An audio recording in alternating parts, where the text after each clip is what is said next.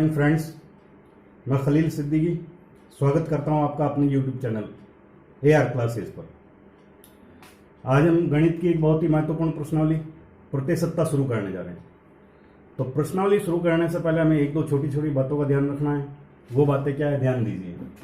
सबसे पहले हमें इसका शाब्दिक अर्थ जानना है कि भाई प्रतिशतता का शाब्दिक अर्थ क्या है। तो प्रतिशतता का शाब्दिक अर्थ हो गया 100 में से, यानी कि 100 को गणना करके किन्हीं प्रश्नों को हल करना। शाब्दिक अर्थ हो गया 100 में से।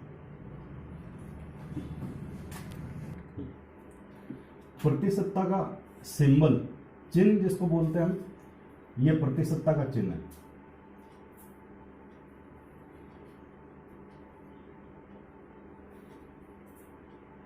चिन्ह हमें करना क्या है, मान लीजिए कोई संख्या दे रखी है 50%।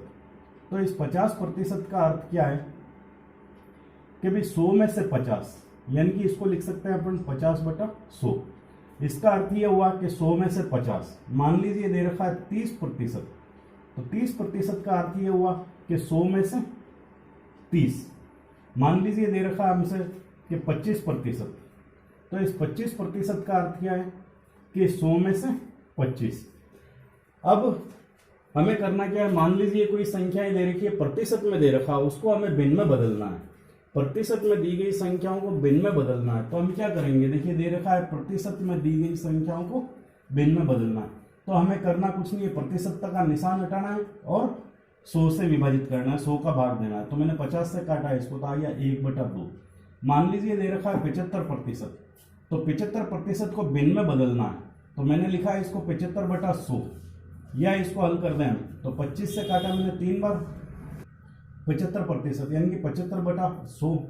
25 से मैंने काटा इसको 3 बार, 25 से मैंने काटा इसको 4 बार। तो हमें पता ये चला कि प्रतिशत में दी गई संख्याओं को भिन्न में बदलने के लिए, साधारण भिन्न में बदलने के लिए हम क्या करेंगे, प्रतिशत का निशान हटाएंगे और 100 से विभाजित कर देंगे, 100 का भाग दे देंगे। दे रखा है हमारे पास में मान लीजिए 60%, इसको हमें साधारण भिन्न में बदलना है। तो मैंने लिखा है इसके अंदर 60/100। 20 से मैंने काट दिया इसको, 20 से मैंने काटा इसको 3 बार और 20 से मैंने काटा इसको 5 बार। तो 60% को भिन्न के रूप में बदलना है। तो हम लिखेंगे इसके अंदर 3/5, यानी कि प्रतिशत में दी गई संख्याओं को भिन्न में बदलने के लिए 100 से विभाजित करके और प्रतिशत का निशान हटा दिया जाता है। तो अभी हमने देखा प्रतिशत में दी गई संख्याओं को साधारण भिन्न में बदलने के लिए हमें प्रतिशत का निशान हटाना है और 100 से भाग कर दिया जाता है। अब मान लीजिए हमारे पास में साधारण भिन्न दे रखी है, उसको प्रतिशत में बदलना है। तो ये याद रखना हमें कि साधारण भिन्न को प्रतिशत में बदलने के लिए 100 से गुणा किया जाता है। जैसे मान लीजिए दे रखा है हमारे पास में 3/4, इसको प्रतिशत में बदलना है। तो मैंने लिखा है इसके अंदर 3/4 इंटू 100%। तो करना क्या है, मैंने 4 से भाग दिया इसको, तो आ गया 25%। तो 25 इंटू 3 यानी कि हो गया 75%। फिर मान लीजिए हमारे पास में दे रखा है, मान लीजिए दे रखा है 2/5। तो इसको हमें प्रतिशत में बदलना है। तो मैंने लिखा 2/5 इंटू 100%।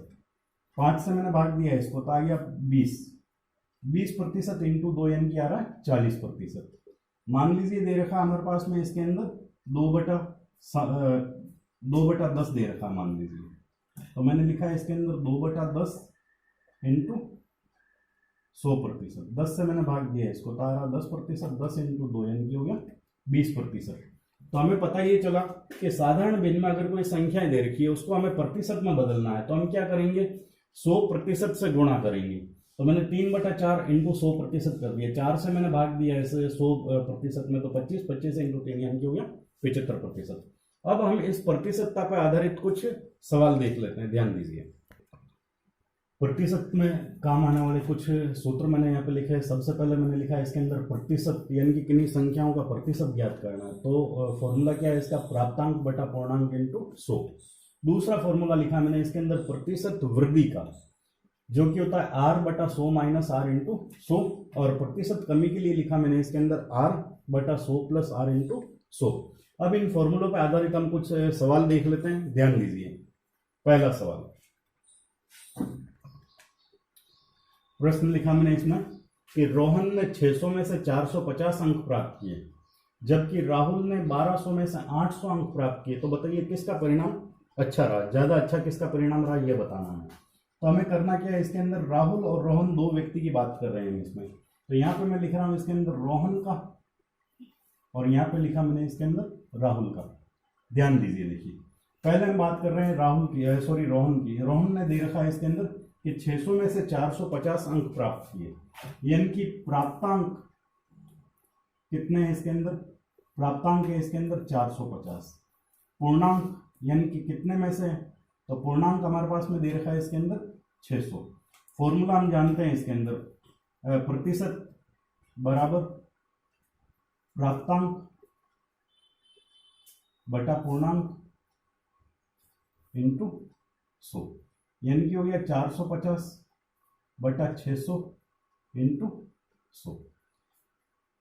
150 से मैंने काटा इसको 3 बार, 150 से मैंने काट दिया इसको 4 बार, 4 से 100 को काट रहा हूं मैं, तो आ रहा है 25, यानी कि 25 इंटू 3, यानी कि हो गया 75%।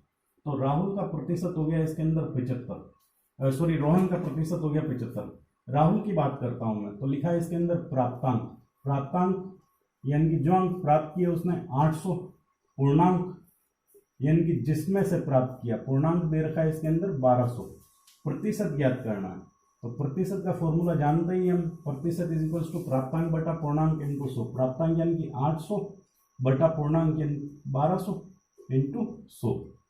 मैंने क्या किया, 400 से 2 जीरो से मैंने 2 जीरो काट दिया, 4 से मैंने काटा इसको 2 बार, 4 से मैंने काटा इसको 3 बार, तो ये हो रहा है हमारे पास में इसके अंदर 200 बटा 3। 200 में 3 का भाग देता हूं मैं, तो 66 से 2 बटा 3% ये आ रहा। तो इसका मतलब हमें पता ये चला कि रोहन का प्राप्तांक ज्यादा अच्छा है, रोहन का परिणाम ज्यादा अच्छा है। तो लिखा मैंने रोहन का परिणाम अच्छा है।